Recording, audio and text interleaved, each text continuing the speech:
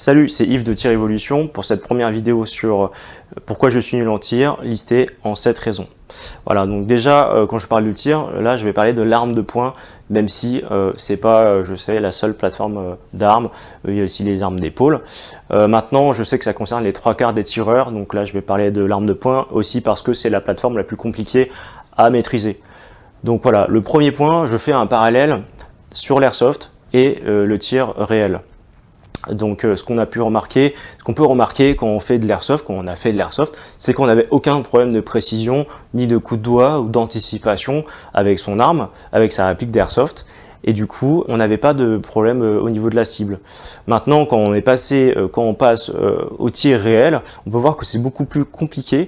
Et ça a été le cas pour moi, je pense que ça a été le cas pour beaucoup de personnes, sans comprendre pourquoi, d'un coup, on est de l'airsoft au tir, on devient mauvais.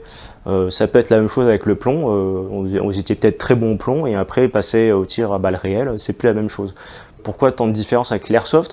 Je pense que déjà c'est parce qu'il y a un choc et un recul au moment du tir de l'arme, et donc de cette force et de ce choc, ça crée un réflexe humain qui est d'anticiper et de contrer ce recul. Donc aussi ça peut faire des décalages au niveau de son résultat en cible. Donc le deuxième point, c'est sur le coup de doigt.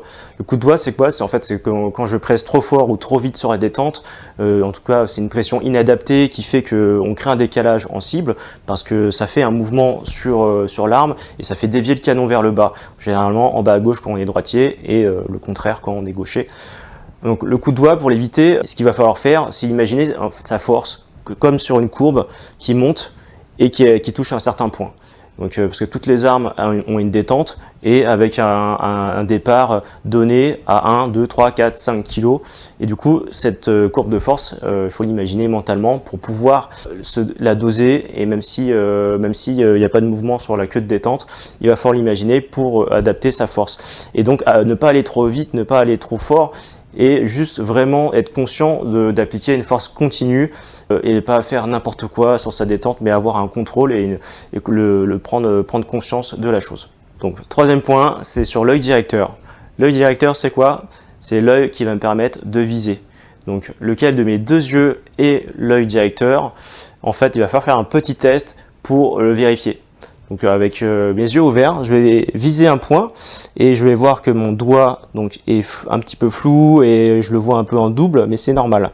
Je vais fermer un œil et vérifier si mon doigt a bougé ou si il n'a pas bougé. Donc là, s'il n'a pas bougé, c'est que c'est mon œil qui est en train de regarder en ce moment, qui est l'œil directeur. Je vais fermer mon œil et l'ouvrir l'autre, et si mon doigt a bougé, c'est que c'est l'œil faible, et que donc c'est l'œil qui fait la vision périphérique. Donc ce qu'il va falloir faire, c'est aligner ces appareils de visée, donc guidon, cran de mire pour les armes de poing, avec son œil directeur. Donc si je suis droitier, il n'y a aucun problème, je tire comme d'habitude normalement et tout est dedans. Sauf que pas mal de tireurs ont ce problème là, c'est que leur œil directeur est à gauche, mais ils sont droitiers. Donc bon, c'est peut-être d'ailleurs des faux droitiers, mais en tout cas ils tirent de la main droite, et comme ils ne sont pas alignés avec leur œil directeur, il va y avoir un problème de symétrie, et donc en cible ils vont pas être au centre, ils vont être sur le côté. Donc pour éviter ça, il va falloir qu'ils décalent leurs bras et leurs mains sur le côté gauche pour aligner un maximum sur l'œil directeur gauche, et tourner un petit peu la tête sur la droite. Donc voilà, et là ils seront en cible et au centre. Donc pas mal de tireurs ont ce problème là, et juste ce petit réglage peut régler vraiment beaucoup de problèmes, et c'est ce que j'appelle donc la visée croisée. Et petit point sur les points rouges, lorsqu'on tire qu'un point rouge, que ce soit une arme de poing ou une arme d'épaule, on n'a pas ce problème, parce qu'on sait que forcément si on voit le point, c'est qu'on est aligné, donc peu importe les yeux ouverts, l'œil faible ou l'œil fort, on sera dedans. Donc quatrième point, c'est sur la prise en main. Donc la prise en main, pour moi, c'est pas le point le plus important, mais c'est vrai que ça va jouer un petit peu sur notamment la pression de cette détente, parce que généralement on essaie de presser la détente de façon la plus linéaire possible, pour pas dévier son canon sur le côté. Mais quand on est droitier ou gaucher, forcément ça va dévier sur un côté. Si je suis droitier, que je presse sur ma détente, automatiquement il y a des moments où elle va partir un peu sur la gauche. Donc pour éviter ça, la prise en main va permettre de compenser ce problème là. Donc ma main faible, main gauche, va soutenir la carcasse, va se poser sur la carcasse de l'arme et donc faire un mouvement contraire pour rester bien dans l'axe et éviter qu'il y ait cette déviation. Donc le 5e point, c'est sur les détentes.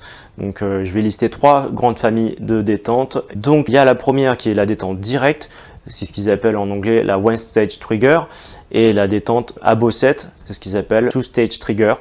Enfin, il y a la détente filante, c'est la détente qu'on retrouve par exemple sur les revolvers, sur la phase double action en tout cas.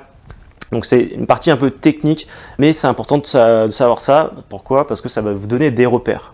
Donc déjà, la détente directe, comment elle se caractérise?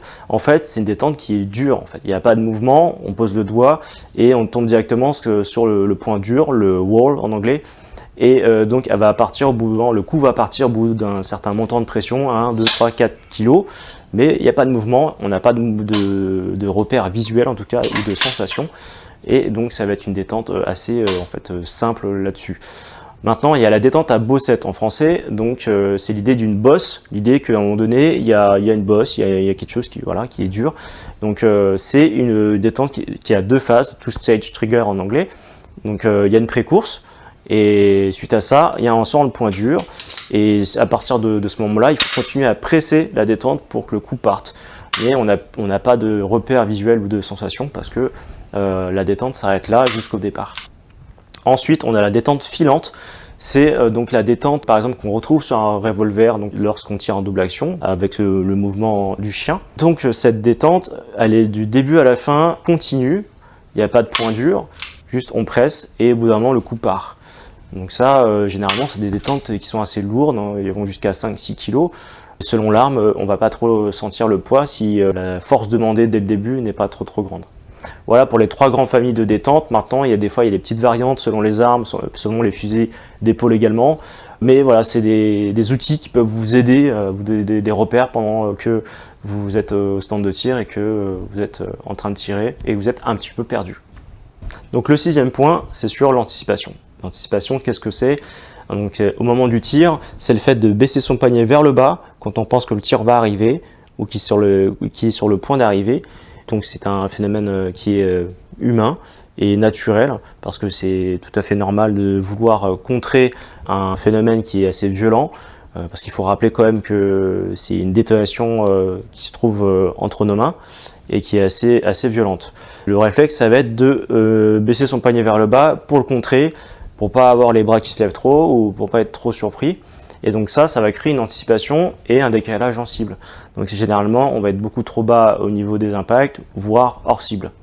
Donc le 7e point, c'est sur le lâcher mental. Qu'est-ce que c'est? C'est le fait de lâcher prise mentalement et de se laisser surprendre par le départ du coup. Donc pour maximiser sa précision et pour se concentrer uniquement sur sa pression de la détente et la visée. Donc, parce que souvent, ce qu'on essaye de faire, c'est de contrôler en fait le tir, de compenser le relèvement du canon ou d'absorber le recul. Mais ça, en vérité, c'est uniquement utile quand on va faire de la vitesse. Mais généralement, on tire à 25 mètres, on va faire de la précision et un beau carton.